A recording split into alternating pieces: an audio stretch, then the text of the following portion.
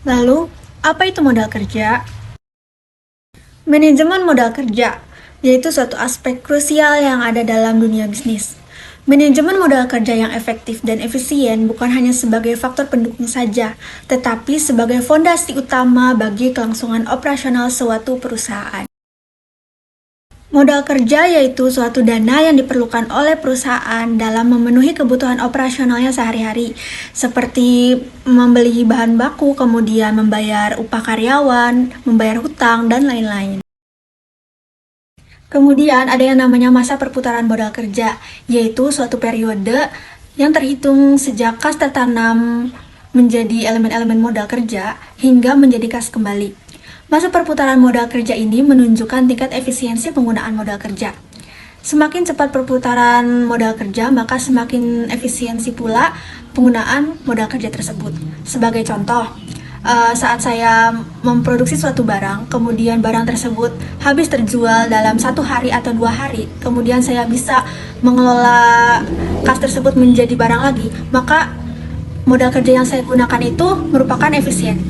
Tetapi ketika saya memproduksi suatu barang, namun barang tersebut habisnya lama, mungkin bisa 1 minggu atau 1 bulan baru habis, itu merupakan penggunaan modal kerja yang tidak efisien.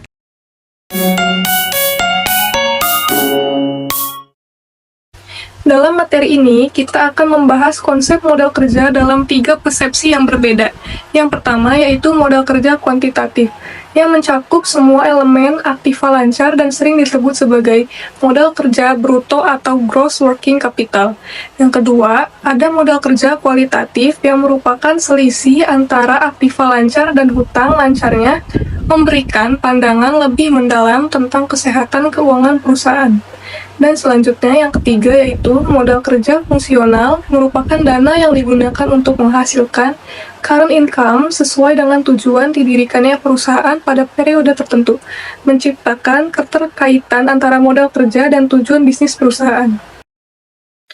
Dalam contoh ini, kita akan menguraikan aspek penyusunan tahunan untuk bangunan gedung dan mesin-mesin dengan total 90 juta rupiah. Selain itu, kita akan membahas penjualan kredit dengan profit margin sebesar 30%.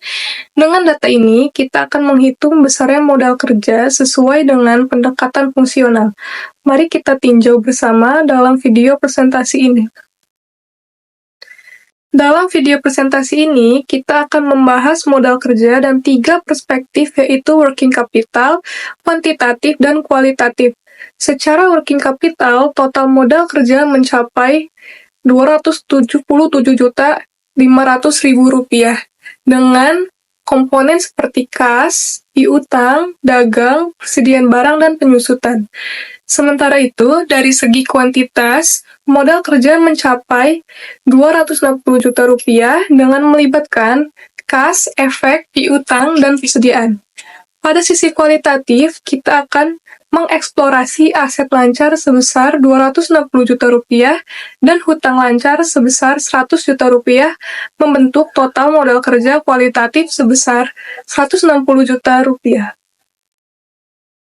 Untuk berikutnya, kita akan mengulas konsep modal kerja potensial dan bukan modal kerja.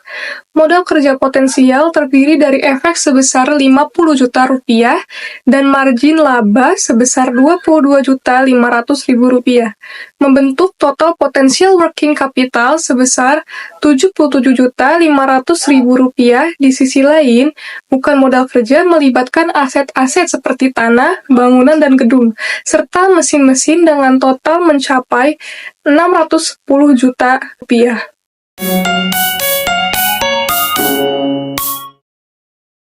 Yang ke-1, dalam konteks jenis modal kerja, kita fokus pada modal kerja permanen, yang merupakan elemen penting untuk menjalankan operasional perusahaan guna memenuhi kebutuhan konsumen.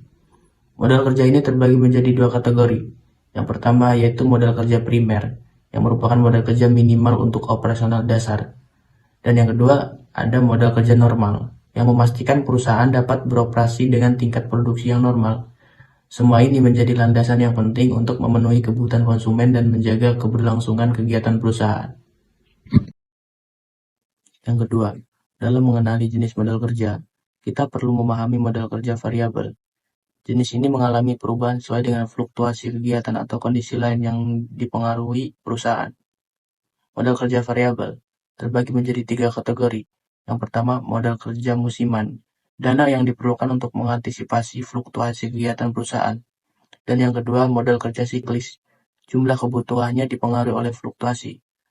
Dan yang terakhir, modal kerja darurat, yang jumlah kebutuhannya dipengaruhi oleh keadaan di luar kemampuan perusahaan. Semua ini mencerminkan fleksibilitas modal kerja dalam menyesuaikan diri dengan dinamika perusahaan.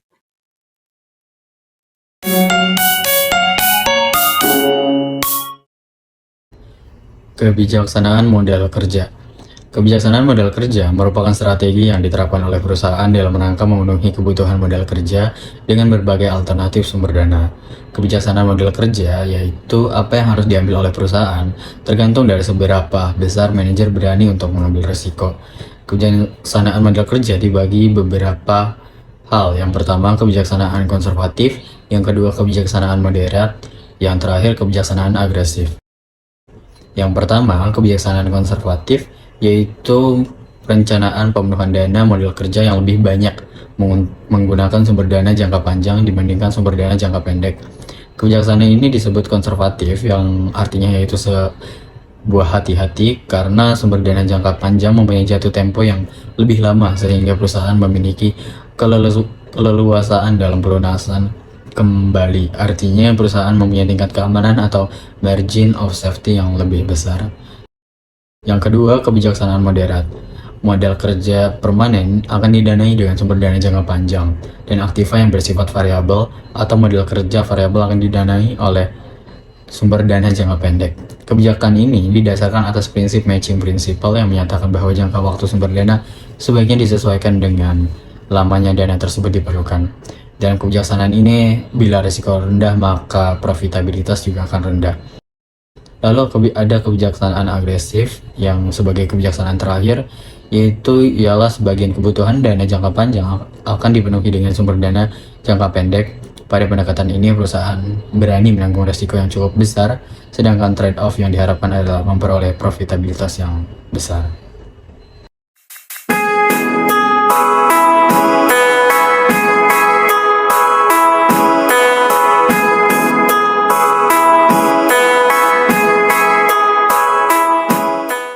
Audio Jungle.